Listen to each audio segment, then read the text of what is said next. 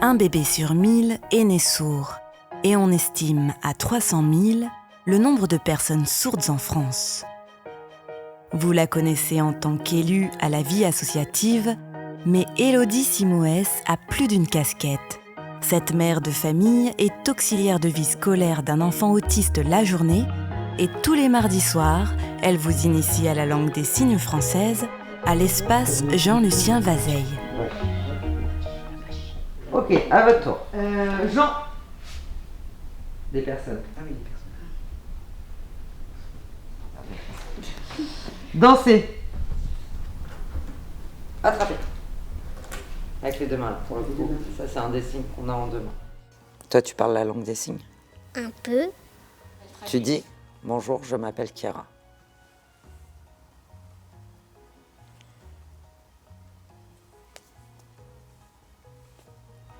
Ouais. Voilà.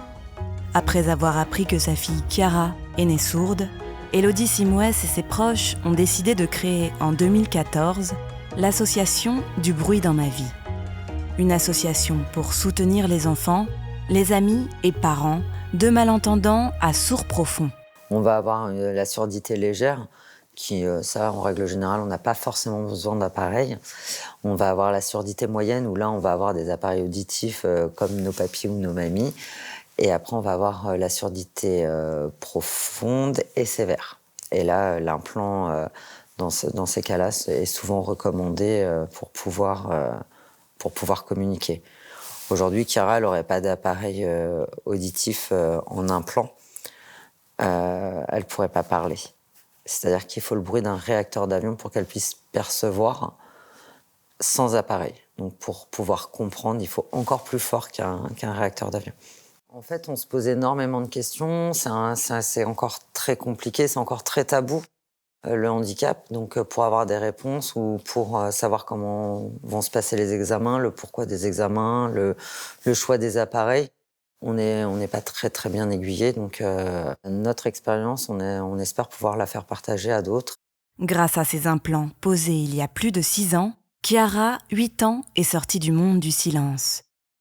Cette petite fille épanouie entend à 95% dans le silence et 45% dans le bruit. Parfois, je chante, je suis toute seule. Et j'ai les mêmes chants à maman. C'est innovantes, moi je la connais pas. C'est des chansons qu'elle écrit elle-même. Et c'est une chanson en langue des signes. Et voilà. Tu peux nous faire une démonstration? Tu montres? Je suis seule. Mes chers parents, vous êtes partis sans moi. Je suis triste. Et après, le reste ne me souvient plus. Mais avant de composer ou d'interpréter, place à l'apprentissage. L'association, elle propose en priorité donc, du coup des cours d'initiation à la langue des signes où on utilise plein de formats, des formats de jeux, d'affiches, de livres aussi. On utilise beaucoup des livres en langue des signes. Comment tu me ferais pour me faire comprendre que tu veux choisir? Parce qu'il a les mains en l'air. C'est parce que c'est une précieuse. La première année, c'est énormément, il faut acquérir du vocabulaire pour pouvoir faire des phrases. Et nous, on fait essentiellement du français signé, c'est-à-dire qu'on fait on signe comme on parle. C'est-à-dire que voilà, la LSF a sa propre grammaticale. Nous, on signe comme on parle, parce que nous sommes entendants. Marron, savon, gâteau. Même config, mais des mots différents et du coup, pas forcément placés au même endroit sur le visage. Mais alors, qui sont ceux qui s'intéressent à la langue des signes? Les élèves sont pour la plupart des personnes entendantes. J'avais maman, une petite fille qui venait prendre des cours, comme ça leur faisait leur langue à eux que papa ne comprenait pas forcément. C'était leur moment à eux. Il y en a, ils vont faire du sport, il y en a d'autres qui viennent apprendre la langue des signes. C'est le choix de Sandrine, enseignante spécialisée à l'hôpital, qui a rejoint l'association cette saison en parallèle d'une formation en langue des signes dispensée par l'Éducation nationale.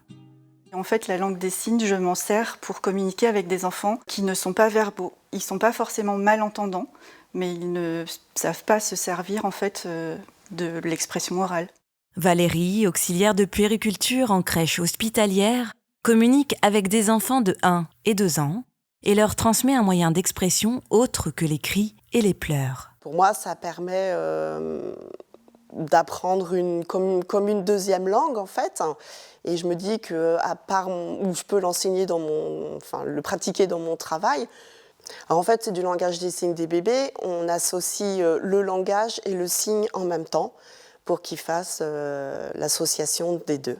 Je me dis que si je rencontre des gens malentendants, ça me permettra aussi de pouvoir communiquer avec eux, d'essayer tout du moins.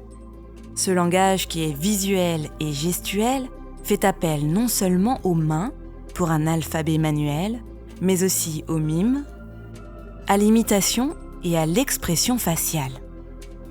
Demain, vous passez un examen en langue des signes, 80% de la note, c'est l'expression faciale. Donc si vous dites,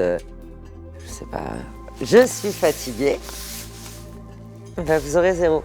Parce que quand on est fatigué, on n'est pas content. Donc l'expression faciale est très importante. Fais-nous fatiguer, toi. Voilà. Fais contente. Je suis contente. En 2005, la langue des signes française est enfin reconnue comme langue à part entière. Du bruit dans ma vie participe donc à la reconnaissance de cette langue et à la diffusion de cet outil de communication indispensable pour rompre l'isolement des personnes en situation de handicap.